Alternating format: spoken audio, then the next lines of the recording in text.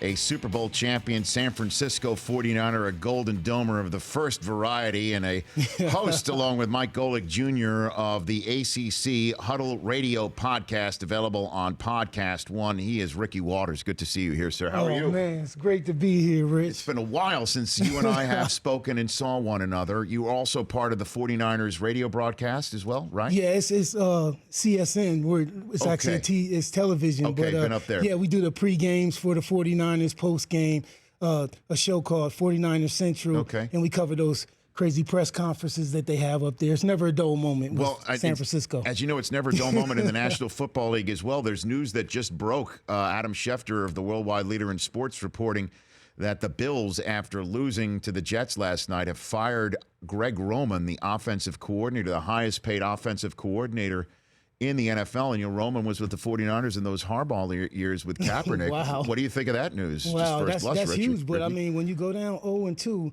like they did, I can see that. LaShawn McCoy is a guy who he went to the same high school I went to, broke all my records, Nice. That wasn't nice. but, Right. but, yeah, he broke all my records there. And just a great player. And I think he deserves more carries. He's only getting like 10, 12 carries a game, 15 this last game. That's not enough for him. So, I mean, just 2 games in, you fire an offensive coordinator. I guess that somebody's got to eat it over there in upstate New York, or Western New York, pardon me. I know the folks in Buffalo get upset when they call it upstate New York. It's Western New York. But that's the news that's going on right there in the NFL. Florida State against Louisville, Ricky. Oh. This one, will we get a good measure of Lamar Jackson, who he is, or do we already know who this young man is in college football right I think now? we will get a good measure of who he is. He's already my favorite player to watch this year. The guy has been phenomenal, spectacular.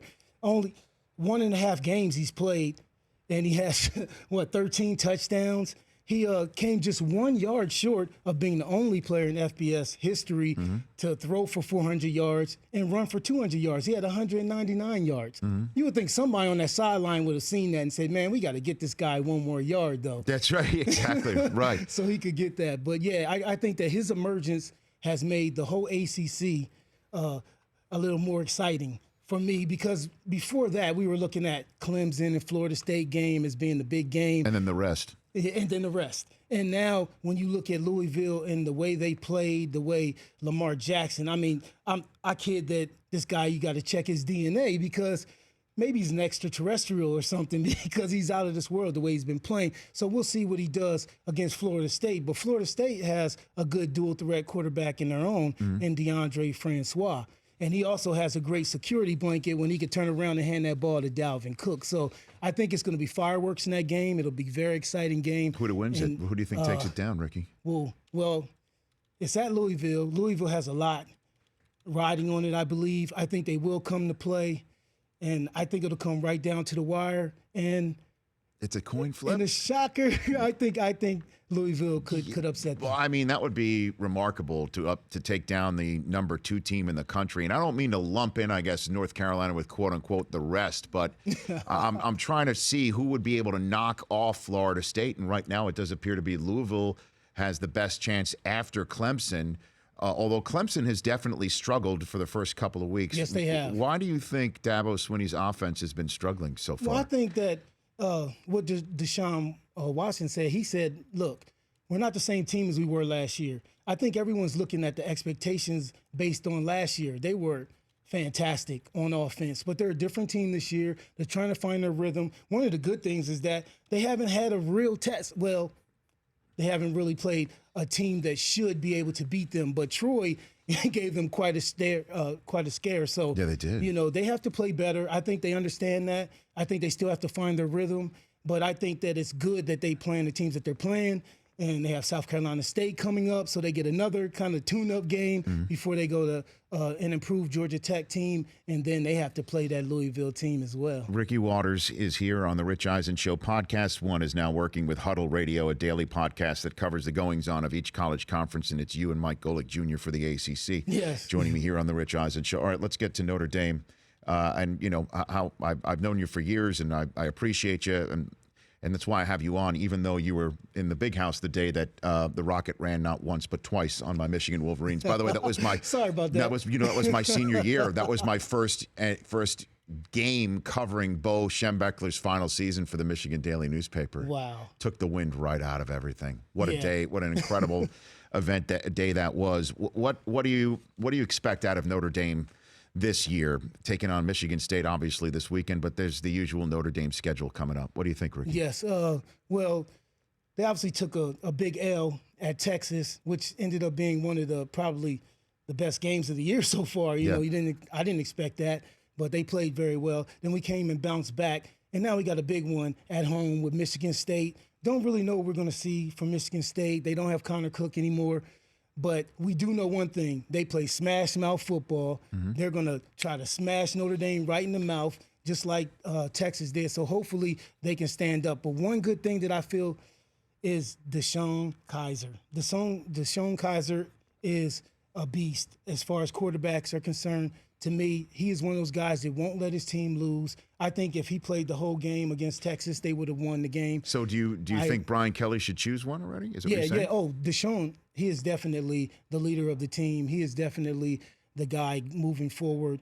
And I think he's playing lights out. He did last year. He's going to play lights out this year. I think he'll play well in this game. So hopefully if their defense can hold up against the run, I think they'll have a good shot. They have tough running backs as well, and Josh Adams and Tarion Falston. Mm-hmm. So those guys they have talent. They have a lot of talent. CJ, all those guys are really playing well right now. So I feel good about Notre Dame. Of course, I'm always gonna. I know, sure. When was the last time you were back on campus? Oh, I try to go back every year, at least one game. The guys at Notre Dame, those are still my good friends. You talked about Rocket Ishmael. We're like brothers to this day. Mm-hmm. So, we love the university. We love each other. We had one of those great teams that went the whole distance, and we are 13-0. Mm-hmm. So feel good about Notre Dame right now, and hopefully they can get past Michigan State and keep it going. Ricky Waters here on the Rich Eisen Show. Again, you're part of the CSN Bay Area coverage of the San Francisco 49ers. Many people from the outside, including Dabo Swinney, have said what Kaepernick is doing is a distraction to the team. Mm-hmm. And certainly as a backup quarterback, you heard what Trent Dilfer had to say about all that. You were there. Is this a distraction to the San Francisco 49ers? The first thing I thought was, growing up in a family, my dad's a Korean War veteran, and, we take that flag seriously. We stand up and all that. So I was like, man, this is a total distraction. I don't know what he's doing. But I have to say that the way he has handled it, he is very precise with why he's doing it, what he hopes to achieve by doing it, and he's even talking about putting his money where his mouth is in a big way. So I have to respect that. And what I really hope is that it just moves past. Now that other players have kind of chimed in and they're doing some of the same things, that maybe it'll move past Kaepernick and everyone focusing on him and saying, well, I don't know if I like him. I don't know if I think he's genuine, all those things, and start to say, okay, look at what he's trying to do. Look at what all these players are trying to do. They're trying to get rid of oppression, discrimination. They want things.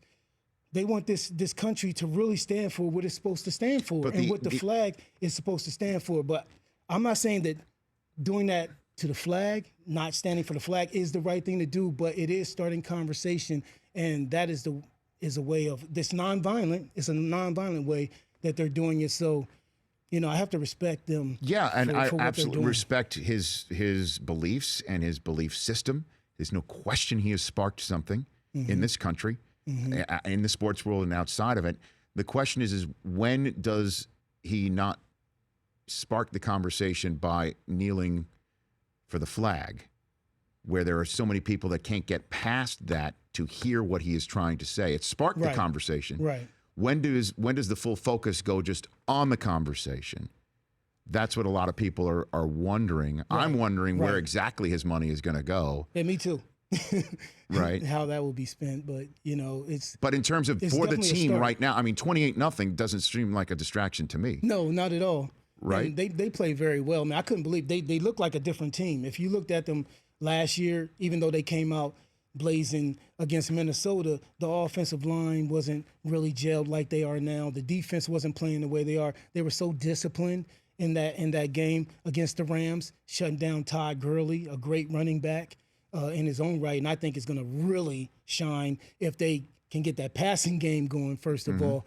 But they got a big one this week going to Carolina. And obviously Carolina does not want to drop another game. They can't go down 0-2 after losing to Denver. So I know that with all those weapons, Cam Newton and all them, they're going to have their hands full on the road at Carolina. Ricky Waters is here. Before I let you go, give me your favorite Deion story. What do you have for me? Give me your favorite Prime story. Let me tell you, Prime, I got a lot of them. But one is the fact that this guy used to cover the wide receivers with his hands behind his back. He would put his hands behind his back. He would cover all the wide receivers, except for Jerry Rice, like that. Except for Jerry Rice, like that. And he would just wait till the ball. His footwork was so great. He'd wait till the ball gets there, boom, boom, just knock it down, boom, or catch it. There's times where he just catch the ball like that. But man, when you look at that guy, just a phenomenal athlete. So much speed. Doesn't even look like he was bending his knees when he ran. He's like a gazelle. So, one of the greatest, I think the greatest cornerback of all time. How much of a difference maker was he for that team in big 94? Time. Big time. He was a defensive player of the year that year. So without him, I don't know if we could have done it. We needed that guy. This is the guy who you can say, okay, you take this half of the field. You got the best receiver. You shut him down. We're not even going to worry about you, and we'll play with the other rest of the players on the rest of the team. So against the offense. So when you have a guy like that who's a shutdown corner who can play these great wide receivers like he did, it definitely helped us. And then when he's catching the ball and catching interceptions and running them back, it's sparking us. It's an exchange of energy. Yeah. When you offensively, we score. And then if they do something big, get a turnover, now we get the ball right away, and we always will go right to the end zone. First play, we're trying to go downtown and score and change the whole look of the game when that happens. So I think that anytime you have an exciting defensive player like that, it really helps. And we had a lot of them. Is that your Super Bowl ring on your hand right now, as a matter of fact? And national championship. Okay, he's got his national championship on the right for you to look at, Del Tufo and Notre Dame. And then on the left is that championship ring for the 49ers. It's a lot of bling that he's flashing right now. It's a beautiful ring, but today's rings you can't wear. 5. You see the 5 Lombardi trophies. You couldn't right wear a ring today, though, in public. Like, they're so much bigger than what yours is. Yeah, they're like a watch. They're like as big as a watch sometimes. Oh, yeah, but I think ours is very classy. Because it's yours. And congrats on being named a nominee for the Pro Football Hall of Fame, Ricky. Oh, thank you, because that is a great honor, obviously. Yeah, you're in that mix. Thanks for coming in. You're welcome back anytime here. Oh, man. We're part of the podcast One Family, and you and I go way back. When you were auditioning for the NFL Network is when we kind of met for the first time. And I've followed your career for a very long time, so it's great to see you. Yeah, Come on definitely. back. Come on back. Definitely. Ricky Waters is here. Thanks for having me. You got it. The Rich Eisen Show, weekdays at noon Eastern on Audience.